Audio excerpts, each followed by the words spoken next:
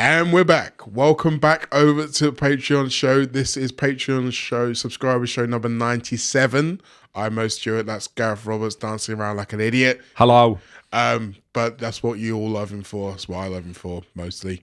We're going to be doing more of that kind of thing over on this show. It's going to be more music central, although there is going to still be a fairly large chunk of footy.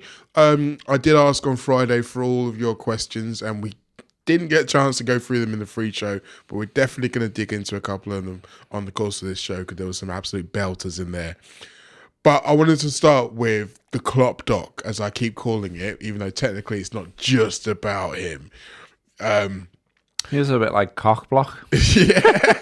I just like the way the words roll off my tongue. Klopp doc, Klopp doc, Klopp doc. Cock doc, cock, clock, cock, block, block. So it's called Doubters to Believers, which is obviously one of his most famous phrases that he said in his opening press conference, and pretty much kind of got it right. Absolutely, we were all doubters and then we became believers. And you and I have spent a lot of time over the course of years watching football documentaries and dissecting them. Very much, yeah. One of our favourite things to do, well, the only good thing to do in lockdown. Just as a sidebar, by the way, I don't know if they're still out there. I'm not sure if they are still out there. It's a shame if they are, but those of you who subscribe to the Anfield Rapid can go and find them. There is one episode, and you know what I'm talking about. Oh, yeah. Where this man fell off his chair, and I don't think I've ever laughed quite as hard at anything in my life as I did in that moment. It was just one of those pure, joyous moments that we like. With Kel Walsh there as well, like the worst person Exactly. to be watching at that particular time. But yeah, I mean, fair play. I think I've got it. Like I downloaded it and kept me doing that. But, really? You know, if I'm ever doing some kind of outtakes thing, it's got to go on it, hasn't it? Absolutely, it has to go on there. Yeah. But we were Finding a football fix. That's it. Yeah. We were kind of experienced heads in terms of watching football documentaries and putting our thoughts about it. So I thought we'd bring it back for one show Before only. you start, I think, you know, safely behind the... I mean, I don't think there's a problem anyway. So the documentary, as it ended up, is not the documentary that they originally planned, obviously. And I don't think that bit's any secret. No. I also don't think it's any real secret that, you know, because of the change in landscape of the Klopp story as we got from one end of the season to the other, it became maybe a bit less attractive to potential bidders. Yes, indeed. And so, you know, it was rethought, rejigged, and that's a real shame because they were in here every fucking week. Oh, man. Did you even know this? No, I didn't. We had to keep it secret, so I didn't tell anyone really, obviously. So they were in here every week filming the Lake Challenge. They were there and in there and wherever. And you know what I mean? And like every game they were literally like just off camera filming us. And the idea was that, you know, we helped to tell the story of the season basically, which is what it started out as being. It was going to be a documentary about Klopp's last season. Obviously they hoped with us having the fairy tale ending at the end. And then, you know, we didn't get the fairy tale ending. It wasn't how we dreamt it. We still won a cup, but we didn't win all the cups. And look, you know, it was all just a bit of a letdown, wasn't it? And so at that point, and obviously at some point, you know, whoever they've spoken to, like even, to be fair, even when you spoke to some of the people filming, they said like, you know, someone can buy the rights and then basically say we want it re-edited and we don't want to do that and we don't like them and whatever. So there was never a guarantee that we were in it. But equally, they filmed us that much over such a long period of time. You kind of felt like we'd sneak in somewhere and we just haven't. No. We're just not there. It's a shame. I mean, I've watched 2 out of the 4 and I'm definitely not in the 2. And then I kind of think there's loads of people that have watched the 4 and surely someone somewhere would have said by now, you're in, you know, whatever. Some of Cara's mates said, like, there's bits of old Anfield rap in there and things like that. Because Cara was like, maybe if they're just doing, like, you know, the whole Klopp story, it's like maybe it has, like, you know, you post Barcelona, because, like, you know, everyone's seeing that. Yeah. And I'm like, yeah, and you've seen that. You think that's making a documentary? Me telling everyone to fuck off. Fuck off. Yeah, maybe not.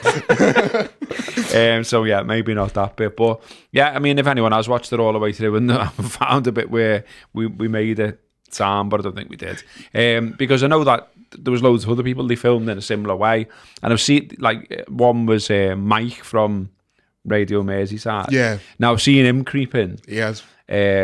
But we're not there, so I presume they've just said characters too many.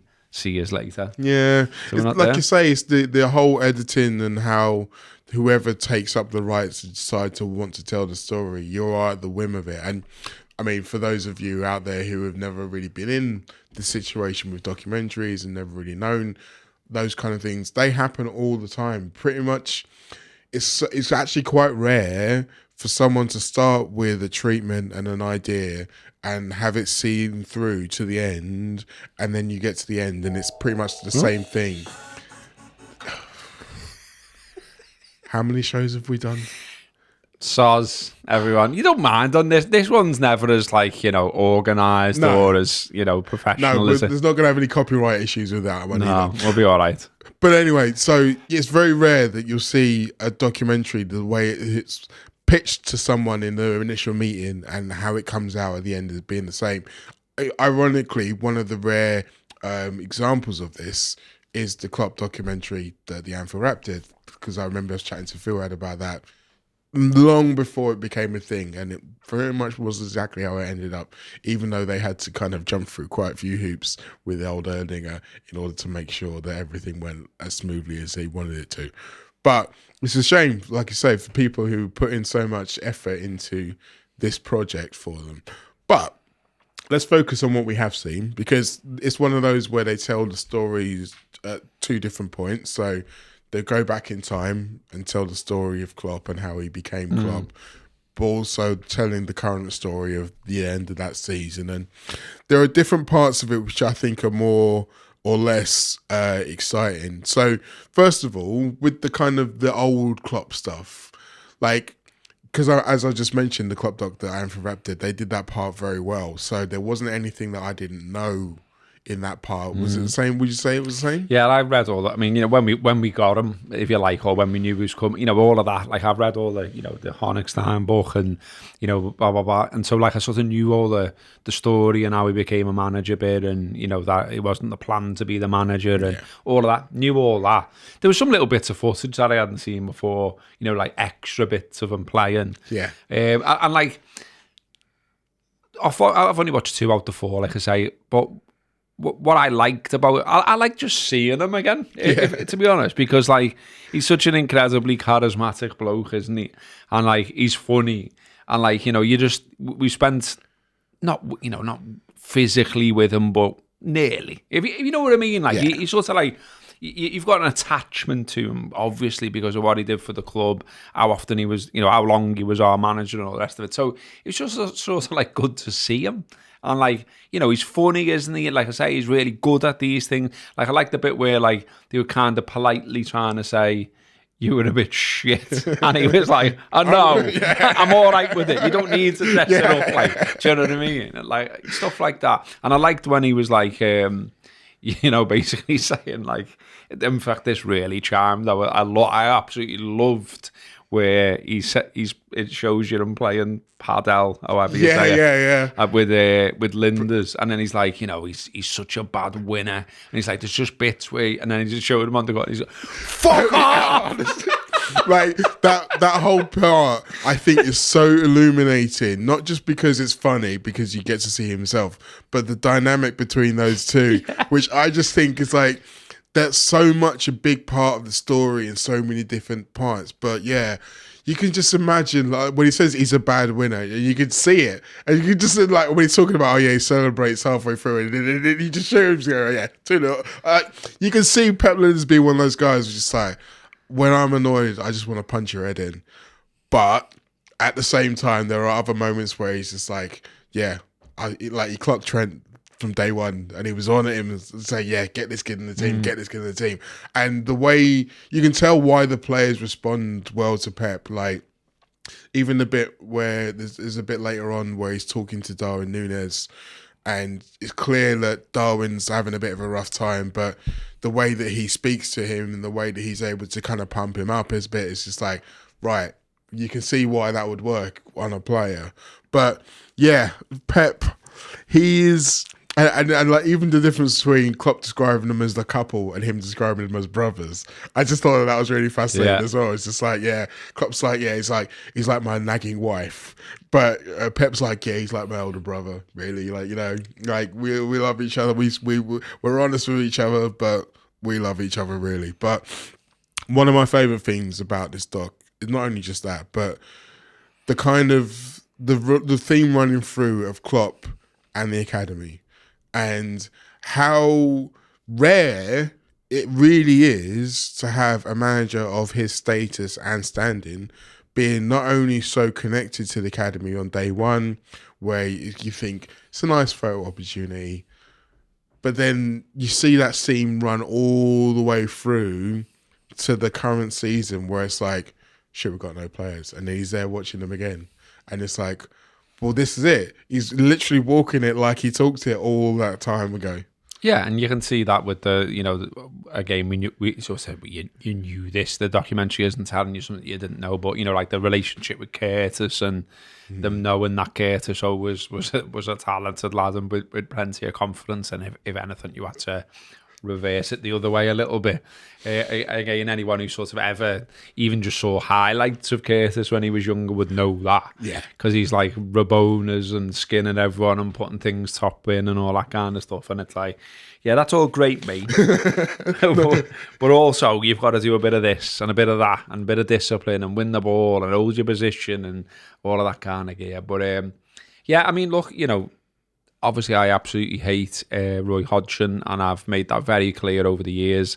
I'm never going to change my opinion on the absolute knob because he is not a nice fella. No. He wasn't a good football manager. He should never have been near the job at Liverpool, and he was an absolute tool to all and sundry. So that's just a little summing up. But he didn't bother. He just didn't bother with the academy. He wasn't asked. No. They may as well not have existed because he's not he isn't a man who cares about culture. He isn't a man who cares about how does the club run from top to bottom, left to right, whatever. He isn't a man who cared about the fans either, as we saw on multiple occasions, criticising us for protesting about owners that were absolutely cancerous to the club. But Klopp is, and Klopp always will be, and that's why we loved him, and that's why the fit was so great. And like you say, I remember at the time being like, you know, it was out and about then, wasn't it, that he turned up straight away and he was there on the balcony and you're like, he's right. Yeah. This isn't a fella. I mean, look, clearly he has got ego and he does back himself and he's aware that, like, you know, he's good on camera and he's charismatic and he's a leader and all of those things. How can he not be? But equally, he's like, there's work to be done and I want to know about every aspect of the club. So start telling me from day one. Let's see what we've got. Let's see what we can use. Let's see how we can make things better. All of that. And, you know, Hodgson, I mean, allegedly he was there to steady the ship. But all he did was fucking put big holes through the deck by the time. By what I saw of it. I don't want to be anywhere near any shit that I'm involved in. Put it that way. No. But... yeah, so with Klopp, you mentioned Curtis as well, and the fact that it was very much like the nice way of saying he was a bit of a dickhead. Yeah. I love that, but it feels like there's like with them too. It's always felt like, you know, there's obviously respect going both ways, and so there should be, but you can still see even when, you know, Klopp was still here. Like, Curtis still questioned them at times, didn't he? And would like say stuff back to him and all that. But I like that bit where it was saying along the lines of, I think that was around Curtis, wasn't it, as well, where it said something like, you know, if you're asking me before the match why you aren't in the team, then, like, I don't want to know, you're getting it wrong. Yeah. You're not putting the team before you. If you come to me afterwards and say, why wasn't I in the team? Then that's sound. Yeah. And I thought, yeah, I get that. It's good, that, isn't it? And you can imagine him having laid out those lines to them early on, and it's almost like, well, this is the difference. I understand you're footballers. I understand you always want to play, and if you're not playing, you're not going to be happy. But you have to respect the process. You have to respect me as the head of this organisation saying, these are my choices. This is why I'm doing it. and then if you are not happy, we can discuss it afterwards. But yeah, I love that part as well. And it's funny because you look at all that early Curtis stuff, and like you say, him challenging him, and then you look at Trent. Like Trent, that very first interview with Pete McDowell, it's just like he looks like he's absolutely shitting himself. Yeah. And if you think about the absolute ball of confidence that we have now as a footballer and as a man, like winding it back to when he was like a little 17-year-old, it's so mad to watch, because obviously you don't come through at a club like Liverpool if you don't believe in yourself and have self-confidence. And when he was showing footage of him on the pitch, you could see it all. But like, even like as a kid, like even when around the time of him making his debut in the League Cup game against Spurs and all that kind of stuff, watching that footage again, you watch it back and you just think, wow, it's mad to think about that was where it all started for him. Just seems so long ago, doesn't it? It's like you're just looking at him like you just look. Well, you were. You just like it's a kid. You know what I mean? It's like, and it sort of underlines, I guess, how long he's been here, what he's given, what he's done, what he's achieved, and all the rest of it. But yeah, it's more general thoughts on it all is that, it's not telling you anything really you don't know up to now. Like there's people saying about Harvey's Dar. Well, I've heard a lot about this online, but I haven't got to it yet, because I presume that's episode 3 or 4 or both.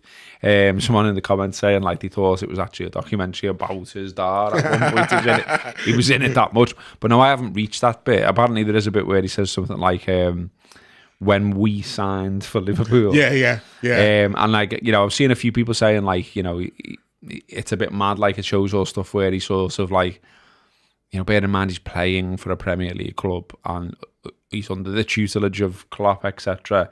And then he's like doing these like debriefs, and it's a bit like, yeah.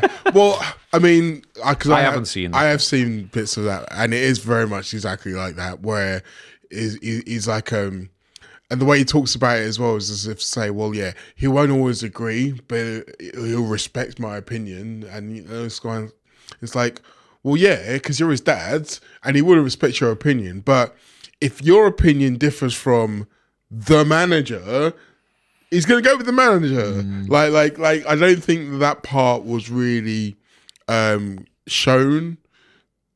Like an acknowledgement of the fact that his is no longer the ultimate authority. That's probably a bit that he could probably do with there. Whether or not that's happened since, I don't know, or whether or not it's just one of those things where the editors were like, yeah, we can make this guy look a bit of a bellend here. Why not? But yeah, you do wonder about those kind of things. But maybe less Harvey, more late challenge. Who knows?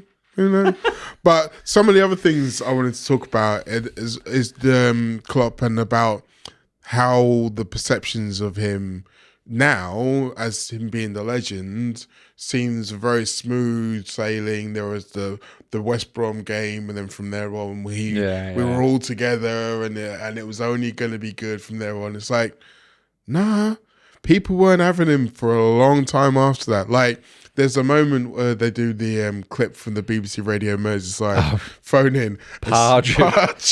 Alan Pardew, are you fucking kidding me? Wow. I don't know anyone that wants a Pardew to be the manager of Liverpool Football I just hope that person recognises their own voice and has the good grace. We've covered phone-ins before, though, haven't we? And like, particularly the local ones, and wow. Yeah. Pardew.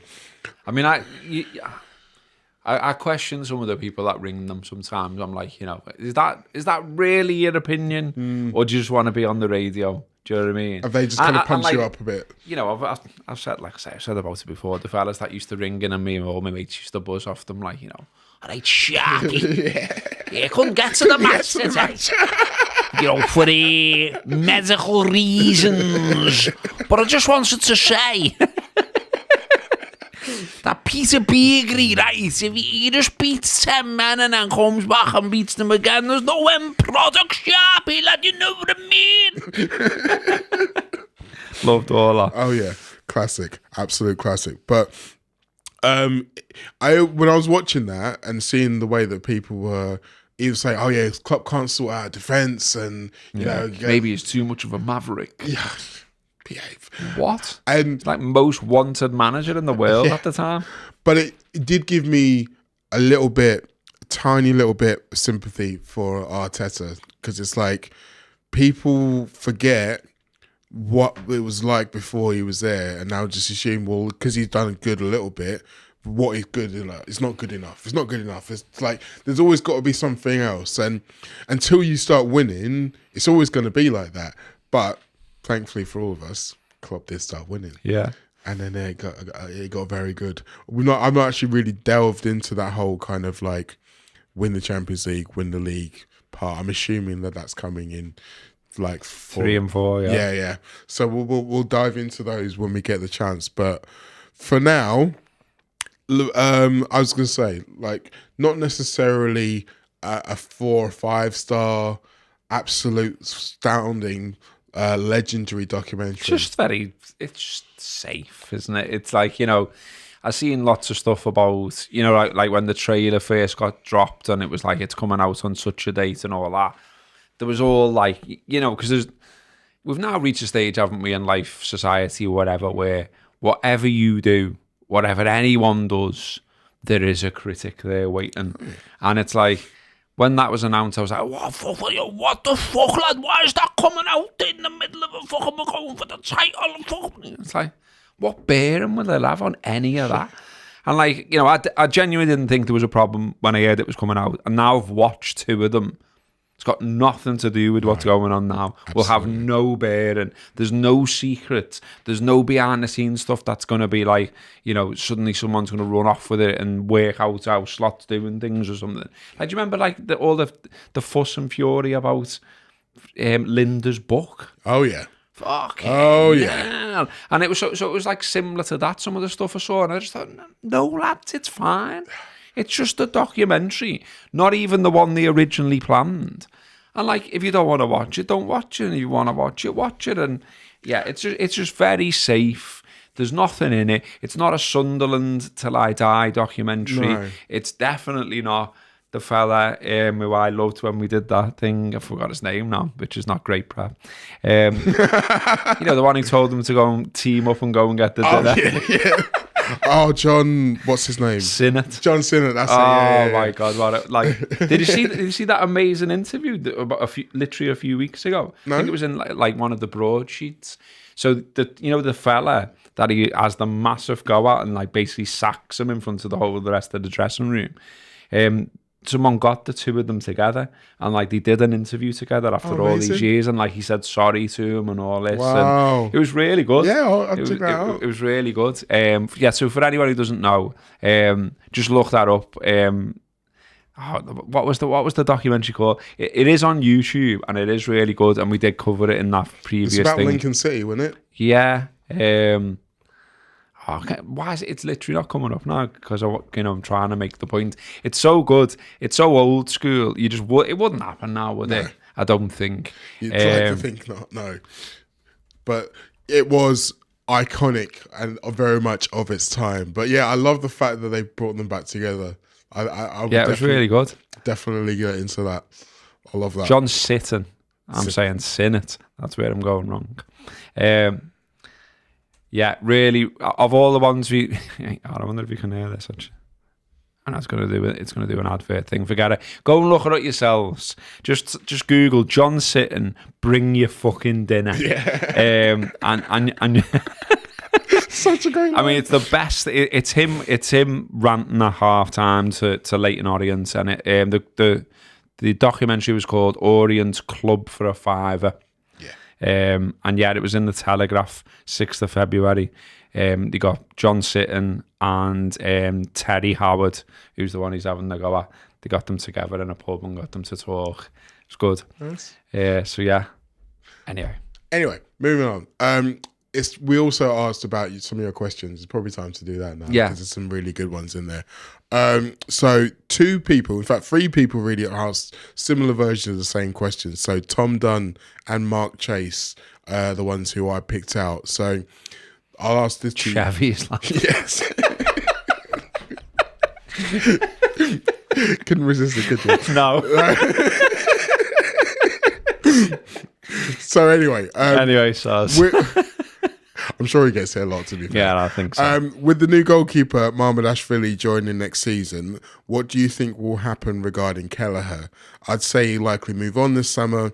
Alisson prone to the odd injury. How do you feel about the new goalkeeper coming in, maybe playing a quarter of the season, Mark seems to think?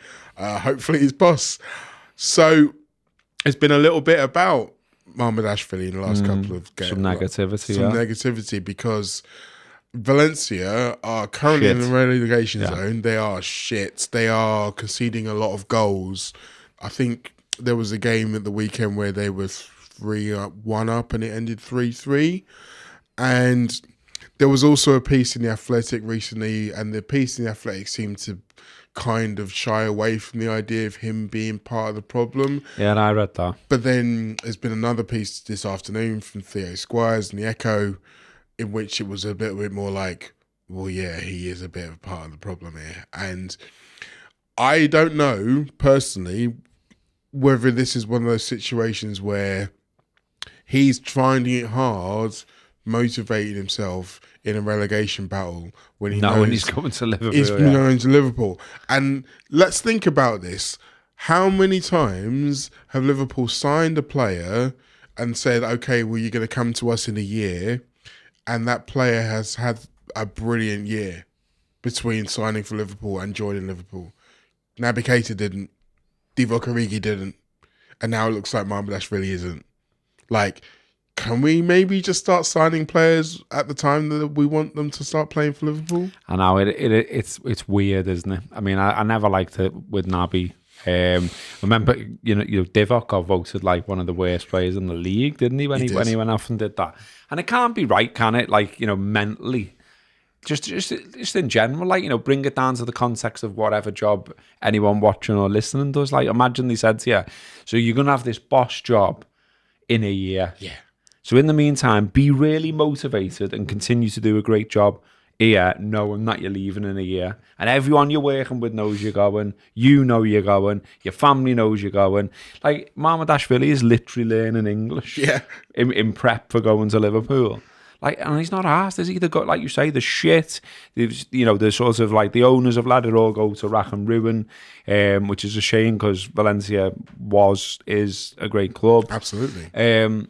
But it's just a weird situation, isn't it? And like, I didn't read the other one you referenced, and I read the other one that was saying, well, he's playing in a shit side, and it was saying like a lot of the stuff that people are using as a negative, like, is a bit unfair. Like, things like, he's got a really low percentage for like passes he's playing, but he's going long all the time as instructed by the manager, whereas Alisson's playing like a 5-yard pass a lot of the time because Liverpool build from the back. And he's like, and the lad writing that piece was saying, if Ashvili was building from the back, I'm sure he'd have 80-odd% success rate for passing as well. But also, like, do you not want him to be practicing that? Like, is the fact that he's not doing it at all not a problem in itself? It's a strange situation, isn't it, all round? I mean, I understand why we got asked the question, really, because I think it's strange. And you think that Kelleher's going, because if he doesn't go this summer, they end up getting nothing for him. And like, it seemed like he nearly, or certainly, wanted to consider the idea of Forest when they came in for him. There are clubs out there, Chelsea, who could definitely do with a keeper. Man United. No. But you know what I mean? Like, I think he's a good keeper, good mentality, seems a sound fella. Can throw at us as well, it seems. That video. Yeah, it's brilliant. So, fair play to him. I can't, I don't think, like he's been great for us, like, scored in a cup final, saved in a cup, etc., etc. Anytime he's called upon, not really let us down unless you're incredibly harsh and you want to highlight a couple of mistakes. And if you do that, come on. I think he'll go. I think he'll think it's the right time. He's more than proven himself here. He's not going to get fit. He's not going to get top spot. He's not going to get number one. And so then that therefore leaves us with a spec for someone to come in. And it's this fella. But then he's giving it one about, I'm coming here to be the number one. All the best with that, mate.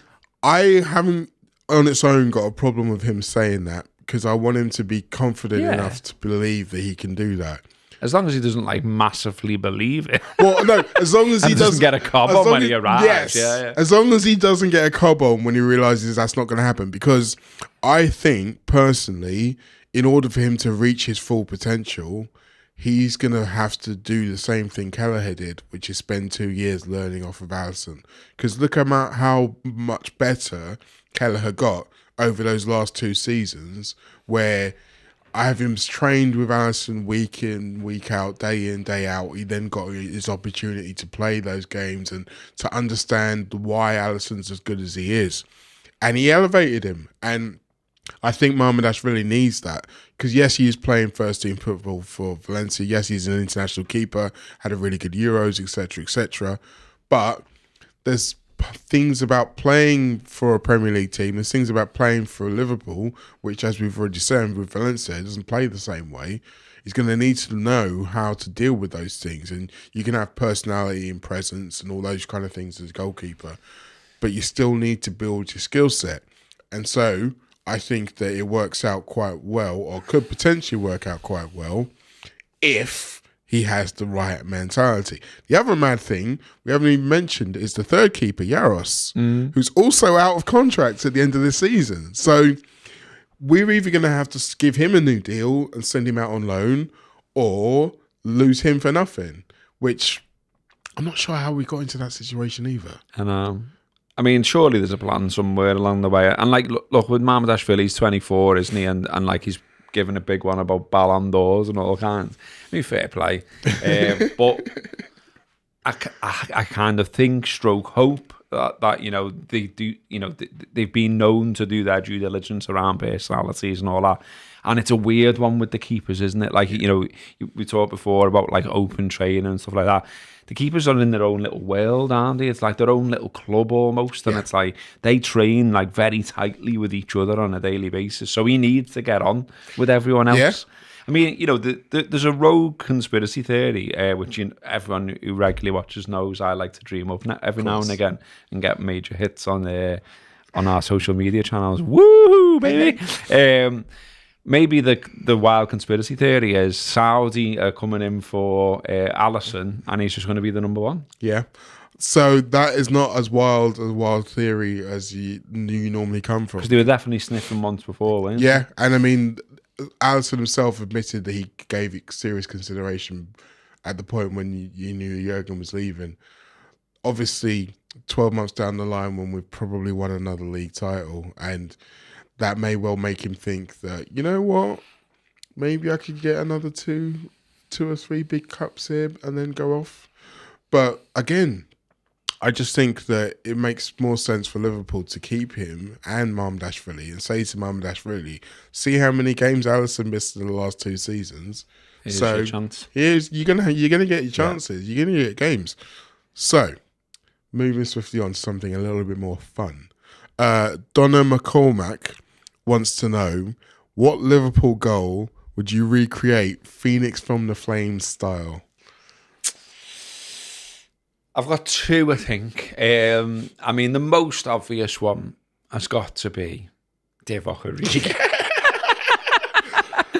Because you could have a big blow-up dinosaur not being able to reach the bar. and then Big Div popping up and scoring after Virgil spooned it and all that. It's like there's all different bits to it that you know you could imagine going back to the Skinner Badil days. They'd be able to do that. So that's one, and I could imagine that being for you could have a good laugh at that. The other one that I'd quite like to see or be part of is this is going back a bit, so younger viewers, listeners may not remember this one. But to be fair, we've got loads of old asses who listen. When McMahon kept it in against Arsenal, and then Beardsley squares it, and it's Aldo coming in on the line, isn't it? But you know, like for those that haven't seen it for whatever reason, it's fantastic in terms of McMahon like chases a lost cause, keeps it in, basically falls into the crowd, comes back again, goes round someone, and like it all leads to a goal, and it's boss, isn't it? It's like, you know, tremendous spirit, and then also a great goal and all that kind of stuff. So that'd be good, I think. What about yourself? So I kind of did this once. Well, more than once actually. But when I was a very, very, very young kid, the '89 Cup final was on my mum's 30th birthday, so I couldn't watch it on the day of the game, which is unfortunate. But back in the day when you didn't have the internet, not as much of a problem. But then the next morning, me and two of my uncles watched it at like 6 a.m.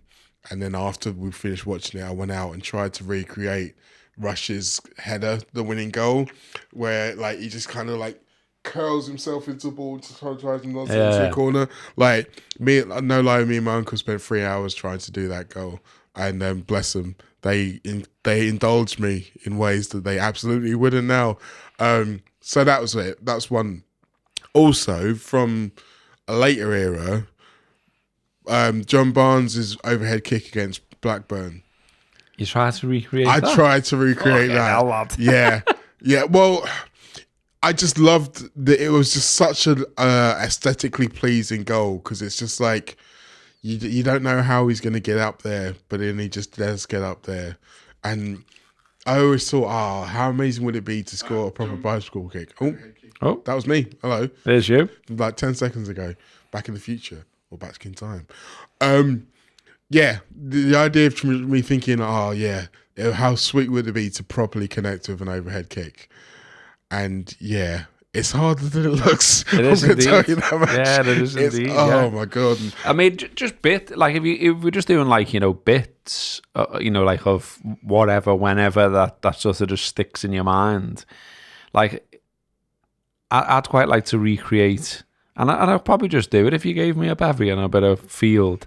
Just Scalacci's celebrations, you know what I mean?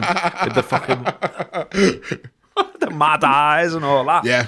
He was boss, wasn't he? He You know was. what I mean? I love moments like that. I love, the celebration. Like, what was he called? That mad fella who played for Newcastle, the Greek fella. Oh, Kaspaya. Yeah. Booting the advertising and all that. Superb. Yeah. More of that, please. I love all that. Yeah. I love all back that. into it. Like I'm trying to think of a more modern one that I would like to recreate, but I think most of them, the ones I'd love to try and recreate, are just too like. There's a reason why they're elite footballers. Well, yeah, someone's put here Steve McManaman against Celtic. I mean, fucking hell. Like that's like saying Barnes against QPR. Like who's capable of recreating it? Who's being Brock? Yeah. I'm absolutely ruling myself out from all John Barnes goals from here on in because trust me, like my back cannot do it now. I couldn't do it when I was like 14, so my back absolutely hasn't got it in me now. Well, we're also just to be clear, we're not doing Phoenix. No. So the modern one, and this is one of those where you would need everybody to be on point. And this is one of those where in my mind, I think I could have a go at it, but I probably wouldn't get anywhere close. Suarez against Newcastle, where he brings it down on the shoulder. And like that one. Enrique's pass. Yeah, because you just need someone to get the pass right. And then the control, the turn. Like in my mind, I think that I could possibly have a good go at that. I probably wouldn't. What about what I think Jamie Carragher regards as a great assist? Oh, against Torres. Actually, to be honest, because that one's just a really sweet connection. Yeah, I reckon I probably would be able to. Like those are the kind of goals. I'm going to sound like a dick when I say this. Those are the kind of goals I used to score when I did play football as a 12-year-old. I reckon I can score. I can recreate the one against Man United where Suarez basically skins the whole team and then Coit just fucking taps it in from like half a yard. Excuse me. Yeah. You'd be doing the Dirk bit, obviously. Yeah. Dirk bit, just to be clear. Just rock up. Smash it in there. So yeah, I'd love to hear what you all think out there. But yeah. All right. So moving swiftly on, Peter Simpson wants to know about your unsung players of the season so far. Endo was his pick, but he's also giving a shout out to Kelleher as well, because obviously we've mentioned it a couple of times over the course of today, the period where Alisson was out. Yeah. We dealt with that smoothly, and that is largely down to the quality of Kelleher. So yeah, he's a strong contender for unsung player of the season? Anyone else you want to throw in? I mean, look, I don't know. I'm sort of thinking about who's been in and out, but like has done all right at time.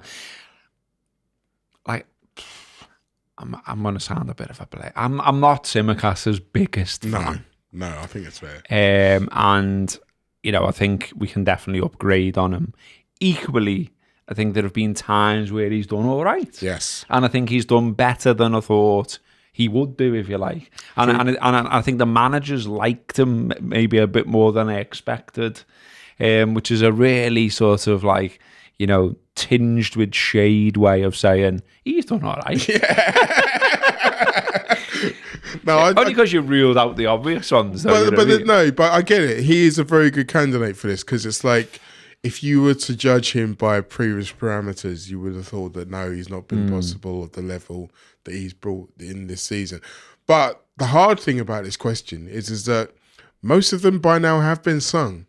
Even if it's just a little bit. So like the people who I would think of would have been Cody Gakpo, but obviously there's been lots of talk about how great he's been. So who I would say, again, technically someone who I don't think anyone really says is bad or would ever say hasn't been obviously fantastic, but hasn't necessarily had as much praise as the rest of the people in his department. So Alexis McAllister. I think Gravenberch's had loads of praise, and rightly so, deserved it all. Szoboszlai's been the man of the moment the last month or so, and again, rightly so. McAllister's been in there, dogging it away, week in, week out, scored a surprisingly high amount of goals and important goals this season. In Real Madrid, he scored. I think he got another one in Champions League, Bologna. And I just keep thinking back to Villa Park and the amount of times that you look at some players sometimes when they're in the middle of a midfield game and it's a real battle, and they just look embattled. They look like they've literally been in a war zone. And just to get the kind of 1,000-yard stare going. Like, there were a couple of times where I watched him in Villa Park and I was just like, mate, you look like you could need a little bit of a break. It's just someone to sit him down, put like a warm towel. He's a bit like, shoulders. in that respect, he reminds me of Henshaw, in that like he just always looks like he's being goosing before he before he comes out to actually play the match. You know what I mean? Maybe he has. Maybe that's his secret. Who knows? We got in the comments like someone mentioning Gakpo as well, which is fair enough. Like, because 16 goals, 5 assists. He's defo kicked on, hasn't he? Absolutely. Because there was lots of people saying they weren't sure about him. Maybe he's a bit of a shithouse. Maybe he's this, that, the other. I mean, just being played in multiple positions obviously didn't really help him, did it? No, it didn't. And now he looks like a man enjoying his football. I think as well, like just in terms of I mean, what was the original question? Was it unsung hero? So not cult. I was going to say cult hero of the season for me is Nalo getting a red card in 4 minutes. That takes some doing. Yeah. Well in, lad. He'll always be a part of the story of the season, whether he likes it or not. No, I'm into that. I'm into that for sure. The final question, which is something we're going to lead into the next part of the section, which is someone said would love a chat about music. Andrew Yeo wants to chat about music, doesn't matter what. Favorite gigs. Now, I feel like both of us have got gigs that we've got looking forward to coming up recently, very recently. So this Saturday, I'm going to see White Denim again. Those of you who remember when I went to see White Denim about a couple of months ago, maybe, just when I first started coming on the show, actually, I was raving about them. Well, they're coming back to Liverpool on Saturday. They're doing a little UK tour, so they're doing like Birmingham, Sheffield, Manchester, Nottingham. We're in Dublin last night, Glasgow tomorrow night. So yeah, if you're in any of the vicinities that you get a chance to go and see them, go and see them. They are fantastic, and I'm very honoured that James, the lead singer, is actually I asked him when they came over last time, could you put one of my favorite songs back into the set list, a song called Crystal Bullets. And he was like, yeah, sure. So I'm looking forward to seeing him play Crystal Bullets. That's right. It's going to be amazing. But you're going to see Shaq. I am going to see Shaq. So tickets sold out in no time because it is their first gig in 10 years. They are playing the Olympia. They decided to play the Olympia the day before Embrace the Blue Tones and the Real People. They're also playing the Olympia. So I'm now going to 2 gigs in 2 days in April. And I'm a man who takes a while to recover from hangovers these days. So I'm a little bit worried about how I get myself through those 2 days. But nevertheless excited about all of those bands, but particularly Shaq, because, you know, I've seen Mickhead many a time. I've seen Shaq before. I've seen Shaq back in the day. But like I say, it's been 10 years since the brothers played together. So that's fantastic. They did a session on the radio with Lard. Whatever his real name is, because I can only ever think Mark Riley's that's name. Him, Mark Riley. That's the one. Every time I picture him, I just think Lard. It's not a great legacy to have, though, is it? But yeah, they did a session with him because he's a huge fan, and that was the first time like they'd played in front of any kind of audience or live to people's knowledge, if you like, and that was great. That was really nice, and it was like you kind of thought then they're surely going to follow up. Maybe we get some music, and then there was all the stuff of like, there's going to be big news, and it was like, Water Pistol getting reissued, or is something coming out on vinyl, or and he thought it was going to be like one of them, and it was like, no, gig, and it was like, get in, and it sold out in 10 minutes, I think, or maybe even less, and they've now announced more dates. I think they're doing Manchester, Glasgow, London, I think. Yeah, and it's fantastic because, Mick's done some good stuff on his own and critically acclaimed and all that kind of stuff. Being great to sort of see him get himself in the right place again to do stuff. And it was always there, like, will Shaq get back together? Will Shaq play again? Will the brothers be seen on stage? Because I've even gone and watched John on his own do a gig. And he was great. I think I was going to say everyone who's anyone, but that's not what I mean. Anyone who's like bang into the brothers and Shaq and any of that. There was a John Head album that never saw the light of day. Yeah. But basically, if you wanted to get it, it was about sources. Do you know what I mean? And it's fucking good as well. But like, apparently it's like more of a, like, I don't know if it's quite a Lee Mavers thing, like a demoitis type situation, or just a confidence thing, because John always comes across as really lacking a bit of confidence, to be honest. And he's like immensely talented. So it never publicly saw the light of day, but it's really good. So yeah, it's just great. So really looking forward to it. Made up, I got tickets. I've had loads of bad luck in, fairly recent times of getting tickets for gigs, and I knew there'd be demand, and I just thought, did all the stuff you do, get up early, like make sure I'm logged into the site, make sure my card's already registered with the site, make sure my address is already registered with the site. No excuse for you to kick me out. Yeah. No admin bullshit. Yeah, and I was straight in, and I was like, oh, get in here. And there was no bullshit, and I was like, fantastic. So I'm fascinated by the idea of you doing back-to-back gigs, by the way. So am I.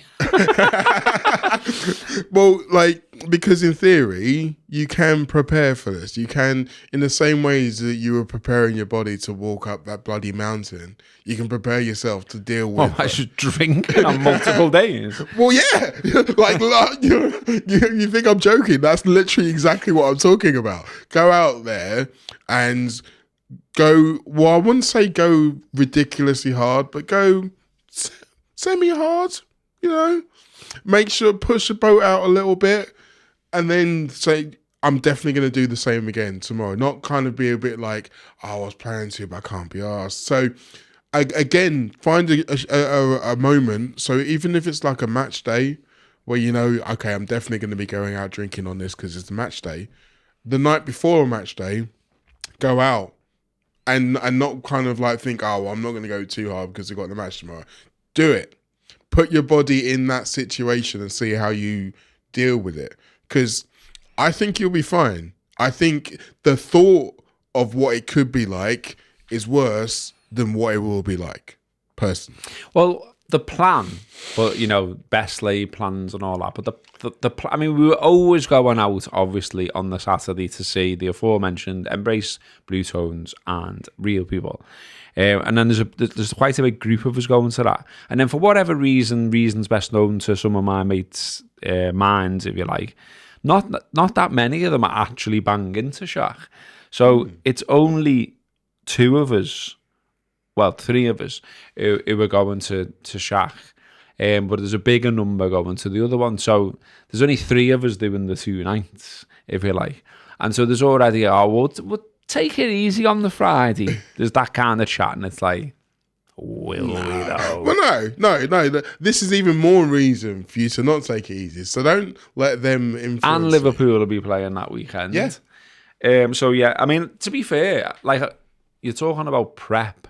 I've got a few bevies this week, like probably more than ideally I would want in 1 week. The way to, so on Thursday, Jacaranda Club, I'm going to Andy Bell's album launch, and I'm getting. I paid for the top whack where you get magenta vinyl signed and all that kind of stuff. Of course you did. Of course you did. And I haven't even had a go at the album because like I just want to like go and see him play a bit of it and then listen to it as new. So it's out there and I can see people saying, "Oh, it's quite good actually," and this sounds a bit Stone Rosy and this sounds this and blah blah blah. And I'm like, okay, sound, but I'm not letting my ears hear it until Thursday. So we've got that Thursday.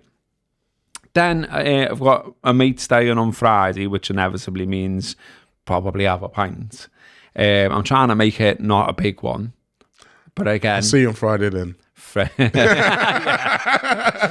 Then Saturday, the Reds. Yes. But it's my mate's birthday post the Reds. So that's a bevy. So there's like a little... There's a thing there, yeah. But like I am genuinely like trying to sort my life out and get a bit healthier and lose a bit of weight and get a bit fitter and all that kind of stuff. All that makes sense, but you can do that for the other 5 days of the week. Like there is, I think... I've walked here tonight from the station. Well, exactly. There you go. Instead of, I normally obviously drive. Yeah, but yeah. Like, but when I've like looked back at my trends, because this is how much I'm digging into it now, I'm like, I always end up not really moving on a Monday. So I need to build in some movement on Monday. Yeah. So that's why I've got the train. Smart. So I have to walk to the station from mine, then walk from Moorfields to here, which was a mile. And it's not much, but it's just something in it. Just getting some steps in where you can do and something where you can.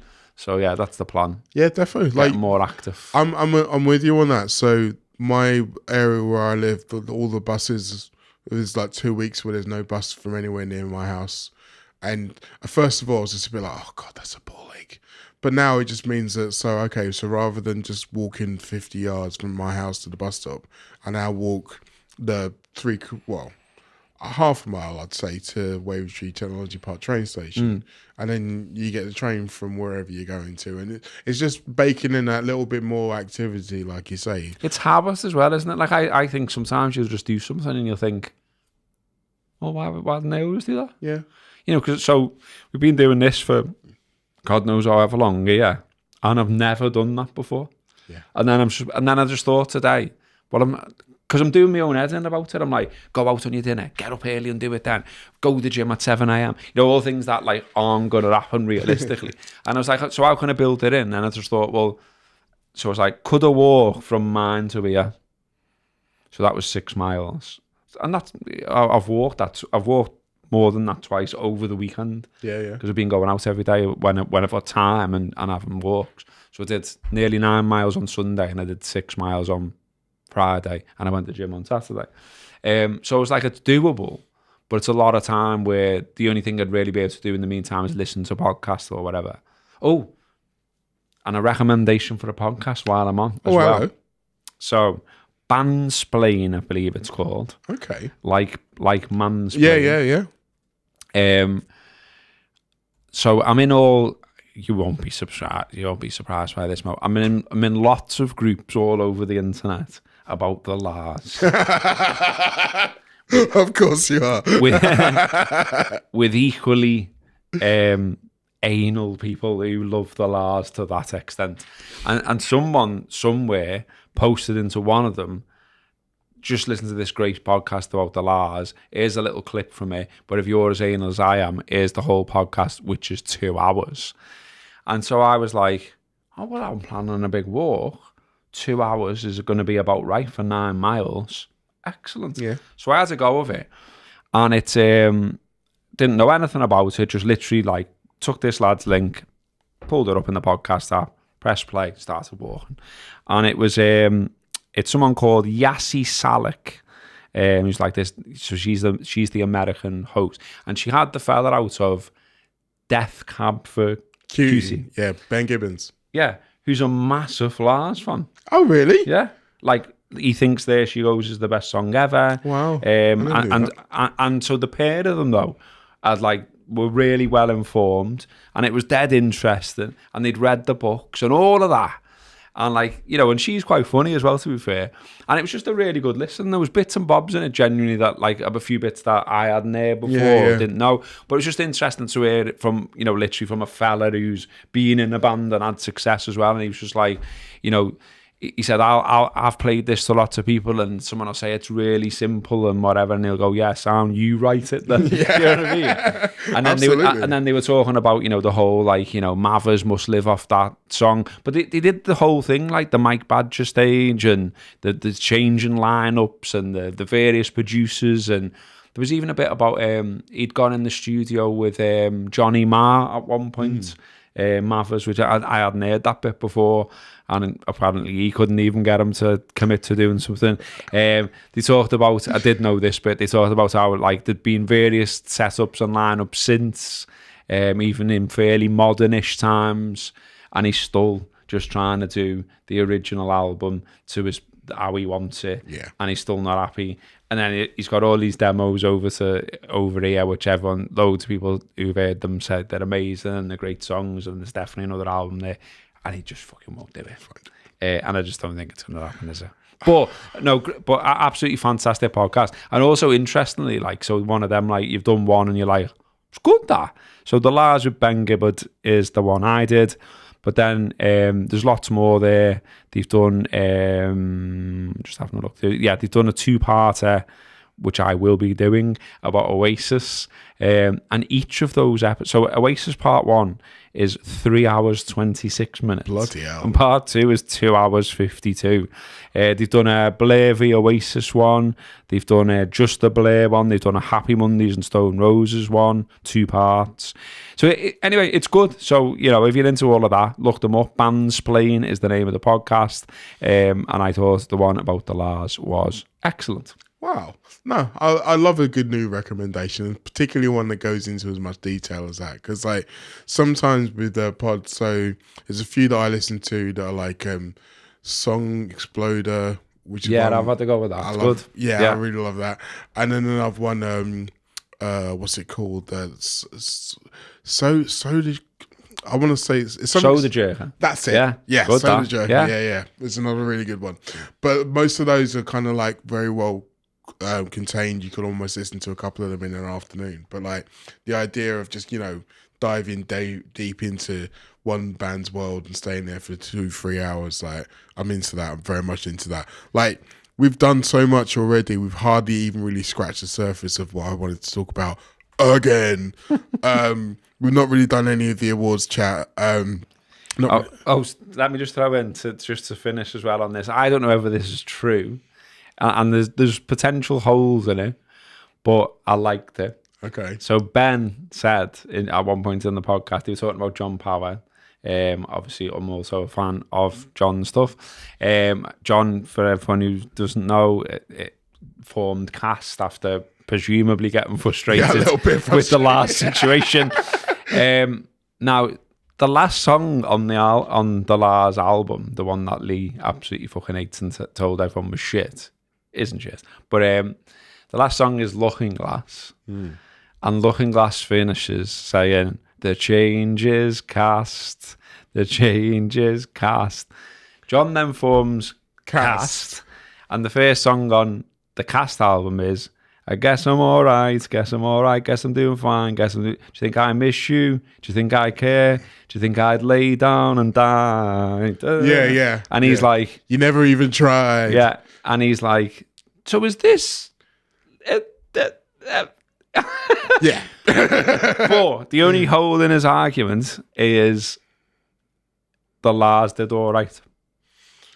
Oh, really? So, like, John wrote it, so it's his song, so that's obviously But why. they recorded a version of it. Yeah, they did it live and stuff, so it's on bootlegs with John singing it, but the Lars performing it. But then, does that not support the theory? Well, it could do. Because maybe He wrote it, like, while still in the band. And Mathers is never really into it. It's just like, it's all right, I guess. I guess it's all right in terms of how good a song it was. Yeah. And then he's like, all right, okay. Well, he took Follow Me Down as well, was another one that John wrote. And there's a Lars version of that. But it's a cast B-side as well. Anyway, I'm getting nearly as anal as Ben here now, aren't I? Maybe one day we'll do a 3-hour special. Honestly, just to trump him. I feel like that you could go on that show and just be like, last historian, Gareth Roberts. Honestly, I was like, I went on this walk and like where the water had never been there before. So like, I've said before, I live in Crosby. And so I went up to see my kids who live in Orton. And I was like, right, okay. So I want to walk between those two places, but I don't just want to walk on roads if I can help it, do you know what I mean? So for those that know the area, anyway, you can go through like Thornton, and then you're into like Lunt Meadows, which I've never been there. I've drove past the roads and I'm aware of its work. Yeah. But I've never actually gone onto that path and into them, and the River Alt's there and all that, and it's like floodland a lot of the time and stuff like that. Nice. So I was walking through there, didn't really see many people, one or two literally the whole time I was walking through that bit with this podcast on, and I'm like arguing with it. No, fuck off. And I thought, you must look like an absolute madman, but equally I couldn't have been happier. Yeah. Do you know what I mean? I was like walking, the sun was kind of out just behind a bit of a cloud. So I'm doing exercise. I've got myself out the friggin' flat. I'm listening to something I really fucking care about. And I know I'm going to see my kids at the end of the walk. It was great. Perfect. Absolute perfect Robbo scenario. Like, I don't feel like we could come up with anything better to end the show with than that. Honestly. Get yourself out on walks. It's that good for you. And listen to a Bosch podcast while you're out there. Yeah. And go out and find your favourite bands and go and watch them in concert and pay money to see them. And hopefully they'll come back. Support them. Support them all you can. And have fun with yourselves. Because you know what? It's a good time to be alive right now. Liverpool are very good at the footballs and hopefully going to be very good at picking up the trophies. And for now, that's all you really need to know from us. Mo, Robbo, we thank you. We'll see you again next time. Ta-da.